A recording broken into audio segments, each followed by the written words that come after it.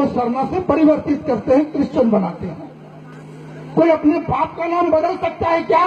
नहीं। तो अपना धर्म कैसे बदल लोगे आप? कोई अपना बाप का नाम नहीं बदल सकता है तो धर्म कैसे बदल लोगे? किसी के थोड़े प्रलोभन में कैसे चले जाए? मैं बता दूं, कोई कहता है सरना, अरे सरना तो मेरे से पहले आप हैं। आप हनुमान जी का झंडा उठाते हैं, आप दुर्गा माता की पूजा करते हैं, आप मंडा की पूजा करते हैं, और वो बताता है कि सरना और सनातन दोनों अलग है। वो बिल्कुल एक है, एक था, एक है और एक रहेगा। ये भटका के उनको करने की चेष्टा की है उन्होंने।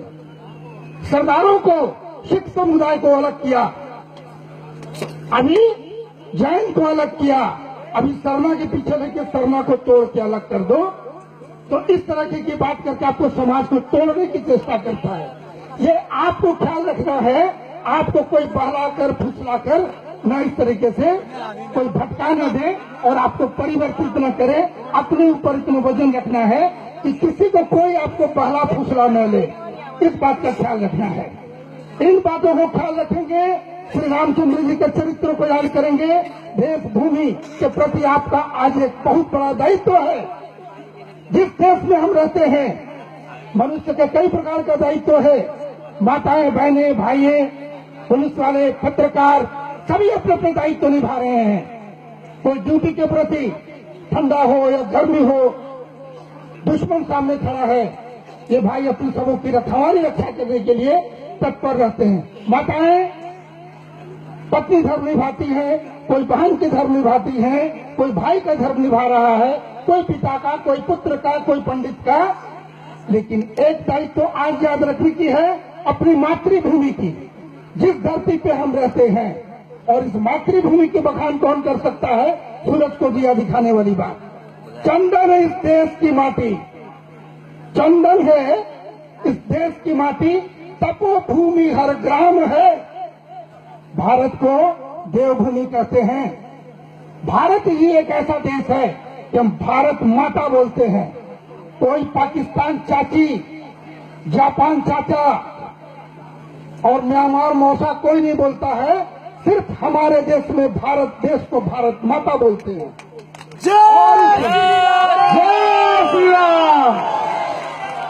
और इस देश में होने के नाते आज याद करें कि पहले जो आर्यवर्त था, उसका जो नक्शा था, वो कब छटकर इतना छोटा बन गया है। 28-29 राज्य कहने को हैं, लेकिन वो भी कट रहा है। हिंदू अल्पसंख्यक हो रहे हैं।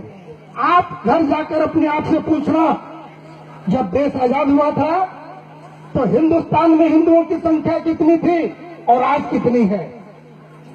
कितने मुसलमान थे, आज कितने मुसलमान बढ़ गए हैं?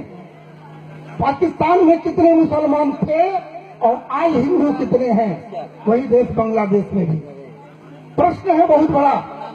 47 से आज तक मुसलमानों की संख्या, ईसाइयों की संख्या इतनी बढ़ गई और पाकिस्तान में मुसलमानों की संख्या भी इतनी बढ़ गई, लेकिन 1% रह गया है हिंदू। कोई जवाब देगा, वो हिंदू कहां चले गए? अरे 4 मशीन रखकर 4-4, 5-5, 10 बच्चे उत्पन्न करते हो और हिंदू क्या कहते हैं? हम दो हमारे दो कहते, जात कहते हम दो हमारे एक। 4 संतान अवश्य होनी चाहिए। कोई कहता है कि 4 कहां पालेंगे? यदि किसी के मन में प्रश्न है तो सामने आकर पूछे कि 4 कैसे पालेंगे और 4 संतान। राम, लक्ष्मण, भरत, शत्रुघ्न थे ना, आपके भी दादा जितने हैं, अब इसे 2 पीढ़ी पर जाएंगे तो 8-10 भाई होते थे। कोई भूखा मरा क्या? अगर भगवान पृथ्वी में शरीर देकर भेजे हैं तो 2 हाथ सभी का है, चाहे प्रधानमंत्री हो, चाहे रामदेव बाबा हो, चाहे दिव्यानंद जी बाबा हो, चाहे आप सभी हो, सभी को वही 2 हाथ है, एक मुंह है, एक पेट है। तो भगवान सभी को व्यवस्था दिए हैं। उसके बावजूद भी आज जो देश है, 4 बच्चे में 2 बच्चों को घर पे रखे, एक नौकरी करे, एक माता पिता की सेवा करे, और एक बच्चे को स्वेच्छा से आप फौज में भेजे देश की सेवा करने के लिए।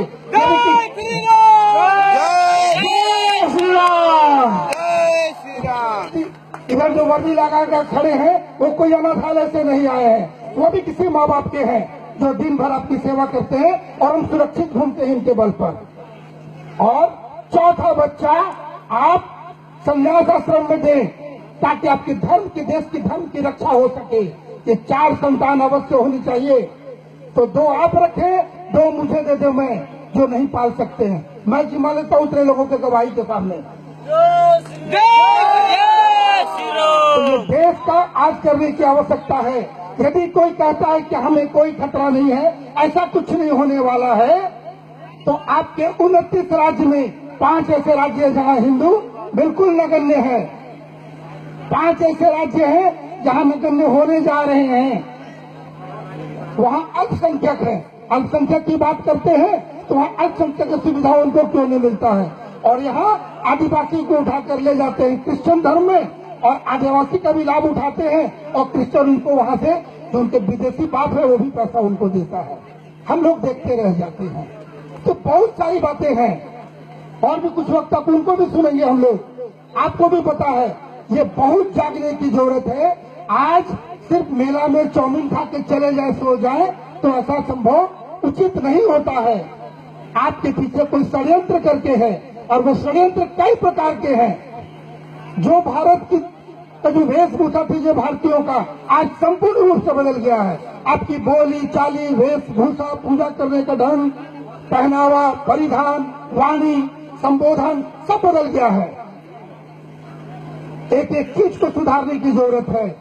कोई जाली टोपी लगाकर, बड़े का जामा और छोटे का पजामा पहनकर कॉलेज भी जाता है, क्रॉस लटका के भी जाता है, लेकिन कितने हिंदू हनुमान जी के लॉकेट लगाते हैं, कितने हिंदू तिलक लगाते हैं रोज, कितने हिंदू रोज मंदिर जाते हैं, और कितने हिंदू के हाथ में मौली धागा मिलता है, कितने हिंदू फोन पे जय श्री राम बोलते हैं, हेलो बोलते हैं, घर से निकलते समय हाय बोलते हैं।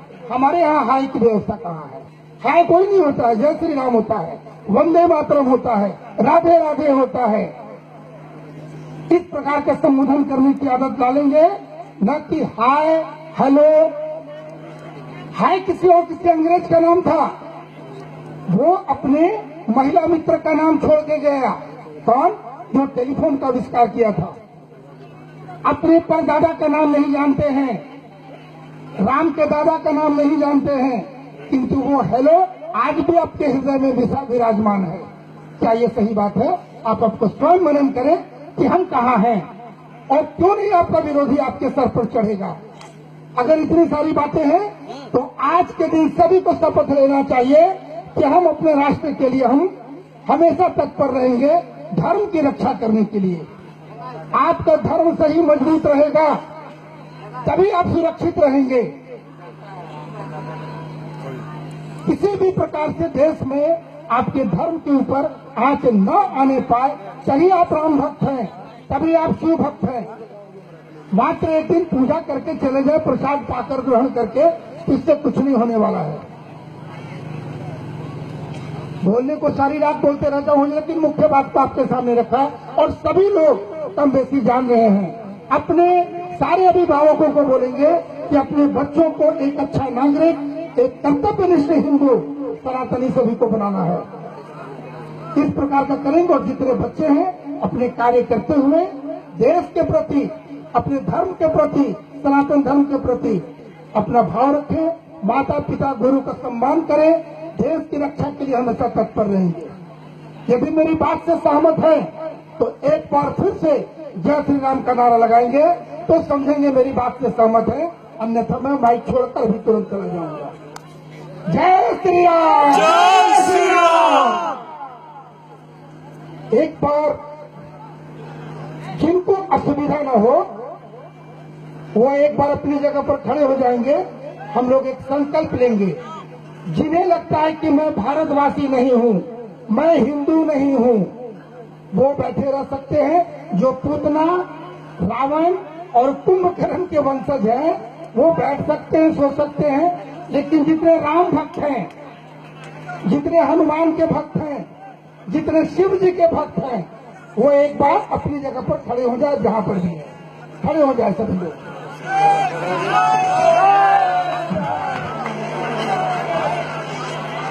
किसी प्रकार की जबरदस्ती नहीं है, ये मात्र प्रेम का बात है। अपना कर्तव्य याद दिलाना है कि माताएं, बहनें, बेटियां बच्चे, भाई, चाचा, मामा, शर्मा जी, मिश्रा जी, साहू जी, सभी लोगों को बोल रहा हूँ, अपने अपने स्थान पर खड़े हो जाएं।